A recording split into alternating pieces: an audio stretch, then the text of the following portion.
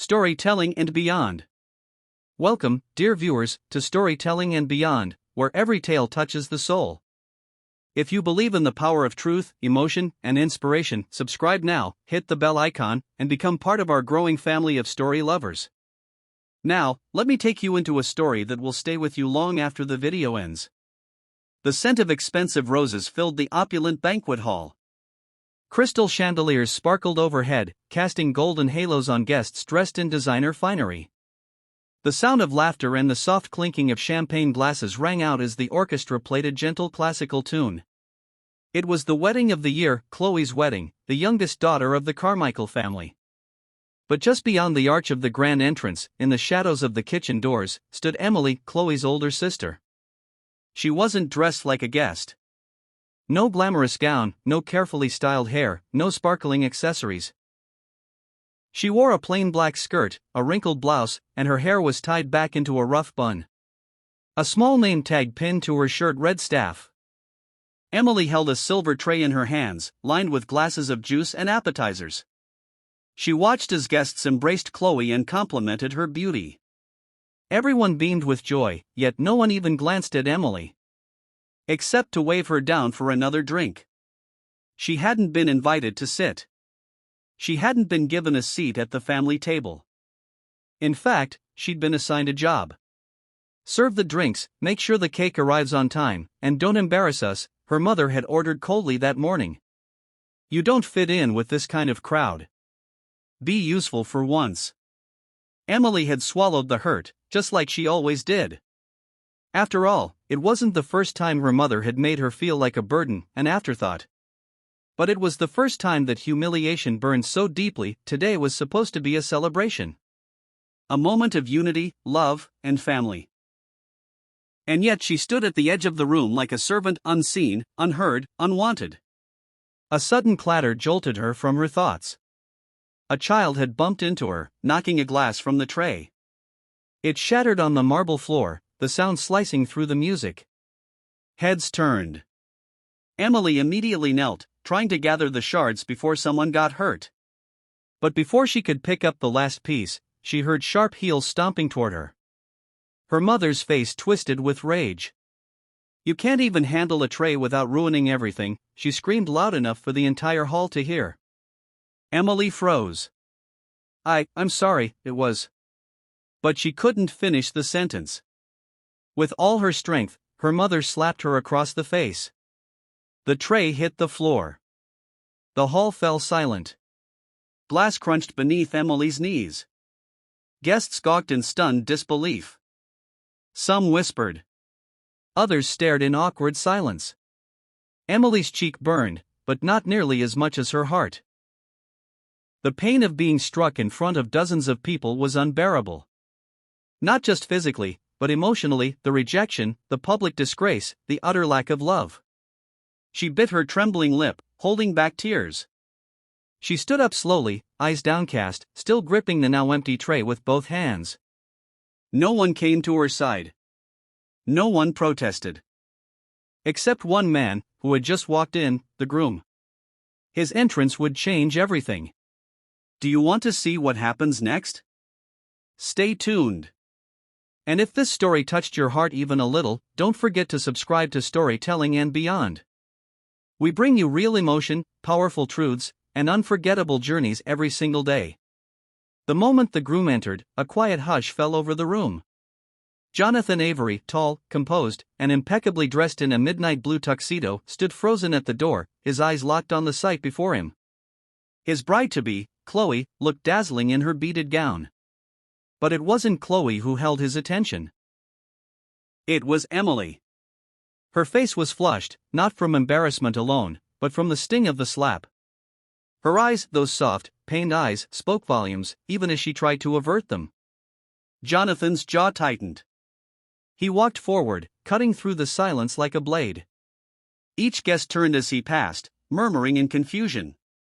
And then he stood before Emily, towering over her but not in judgment.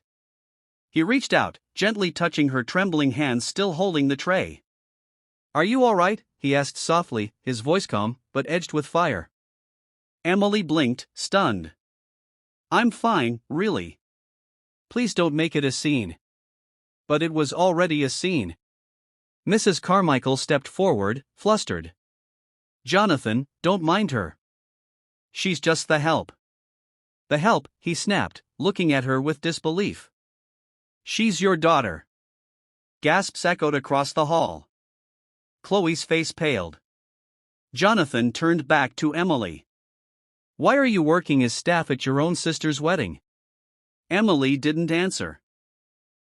What could she say? That her mother never saw her as good enough?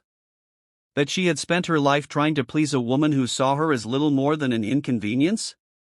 That even today, when she had hoped for a sliver of kindness, she had been given humiliation instead? She's unstable, Mrs. Carmichael interrupted. You don't know the full story. Jonathan raised his hand, silencing her. He turned to the guests now watching intently. I came here today expecting to marry into a family. A family with love, integrity, and respect. But what I see before me is cruelty disguised as wealth. Arrogance cloaked in silk and diamonds. He then looked at Chloe, whose lips trembled with shock. Did you know about this? Jonathan, she's always been dramatic, Chloe stammered. She's just bitter because. No, he interrupted again. She's not bitter. She's broken. He turned back to Emily and took the tray from her trembling hands. Then, slowly, he set it on a nearby table. The silence was thick, but his voice rang clear. Emily, you deserve better. From your mother. From your sister. From this entire room. Then, in a move that made every eye widen, Jonathan gently took her hand and turned back toward the altar. Everyone gasped. Was he serious? He looked at the officiant who had just stepped into place. We won't be having the wedding you all expected. Mrs. Carmichael lunged forward. Jonathan, you can't do this. But he didn't flinch. Because the story was about to take a shocking turn, and nothing would ever be the same again. Gasps rippled through the room as Jonathan stood with Emily at the front of the aisle. Guests fidgeted in their seats, unsure whether to stay or leave, their murmurs building into a low hum of disbelief. Chloe stood frozen near the floral arch where she had expected to marry just moments ago. Her face contorted with humiliation and fury. She stormed toward Jonathan, her heels clacking sharply across the floor. You're making a fool of yourself, she hissed. This is my wedding, not some charity show. Jonathan didn't even blink. Then why does it feel like you're the one playing a cruel joke? She's not even part of this family. She's your sister, he snapped, turning sharply. And you all treated her like a stray dog. Emily stood still, overwhelmed. Her hands trembled, her heart pounding as her mother and sister gaped at Jonathan in disbelief. Never, not once, had anyone stood up for her like this. Mrs. Carmichael regained her composure and sneered. She's always been trouble. Born from weakness, raised in pity. We tried to help her, and this is the thanks we get? Jonathan stepped closer to her, his voice lowering dangerously. You didn't help her. You broke her. But not enough, because she still has the strength to show up and serve others with a dignity none of you understand. The crowd was silent. Tension hung thick in the air. Then an older guest, Mr. Harrison, a friend of the groom's family, stood up slowly and addressed Mrs. Carmichael. I've known you for years, Madeline. But today? Today I see your true reflection. And it's vile. Others murmured in agreement. Chloe turned toward the guests, her voice desperate. Are you seriously taking her side? She's a nobody. Jonathan looked straight at her. Then what does that make you, Chloe? Because the woman I wanted to marry would have never stood by and let her own sister be humiliated in public. Chloe's mouth quivered. For a second, she looked ready to cry, but it was too late. Jonathan turned back to Emily. He took a deep breath, lowering his voice so only she could hear. I know this is insane. You didn't ask for any of this. But if there's even a small chance that the kindness and grace you've shown today is who you are every day, then I'd rather take that chance with you than live a lifetime with people who only know how to hurt. Emily stared at him, her breath catching. Her lips parted to speak, but words failed her. Jonathan reached out and gently touched her arm. Let's not make any grand decisions today. But let's walk out of here together with our heads held high. And together, they turned. They walked past the stunned crowd, past the floral arch, past the shocked family, and out into the warm afternoon sun. What started as a wedding turned into a reckoning. And the girl who had been shamed and slapped just an hour earlier? She walked out admired, defended, and no longer invisible. As Emily and Jonathan stepped out into the sunlight, the heavy door of the grand banquet hall shut behind them with a soft thud, a sound that felt more like a closing chapter than just a door. The air outside was calm, crisp, and strangely peaceful compared to the storm they just walked through. For a moment, they just stood there. Emily stared at the sky, eyes stinging with unshed tears. Not tears of sadness this time, but of disbelief, release, and something she hadn't allowed herself to feel in years, worth. I don't know what to say, she whispered, brushing a loose strand of hair behind her ear, her voice quivering. You don't have to say anything, Jonathan replied gently. I just need you to know that someone sees you now. Truly sees you. They sat on a low stone bench near the fountain, where the soft trickle of water felt like a balm to Emily's frayed spirit. She closed her eyes and let the warmth of the sun touch her skin, like a promise that maybe, just maybe, her story didn't have to end the way it started. Inside the banquet hall, chaos continued. Guests were leaving. Chloe was sobbing in disbelief, and Mrs. Carmichael was trying to salvage whatever fragments of dignity she had left. But the focus had shifted.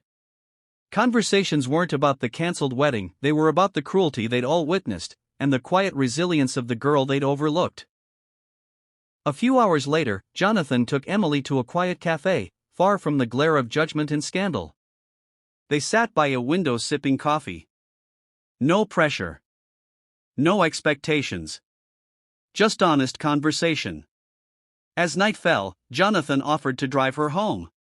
But before they reached the door, he stopped the car and turned to her. I wasn't looking for love today, Emily, he said. But I found courage in someone who's had every reason to give up, and didn't. That's the kind of heart I want in my life. She looked at him, startled. You don't even know me.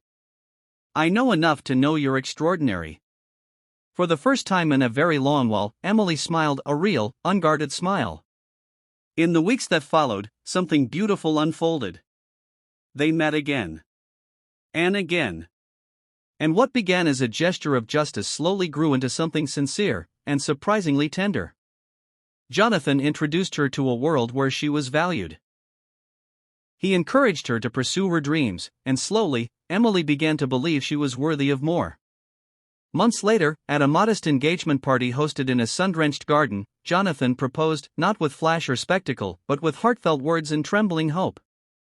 And Emily said yes. This time, there was no humiliation, no cruel hands dragging her into shadows. Only joy. Only love. Only the soft echo of applause from those who finally saw her for who she truly was. Because sometimes, the most powerful moments in life come when we least expect them, when someone dares to look beyond judgment and chooses to love us anyway. This is Storytelling and Beyond. If this story touched your heart, don't forget to like, share, and subscribe to our channel for more emotional, life-changing stories. Your support helps us bring these powerful narratives to life.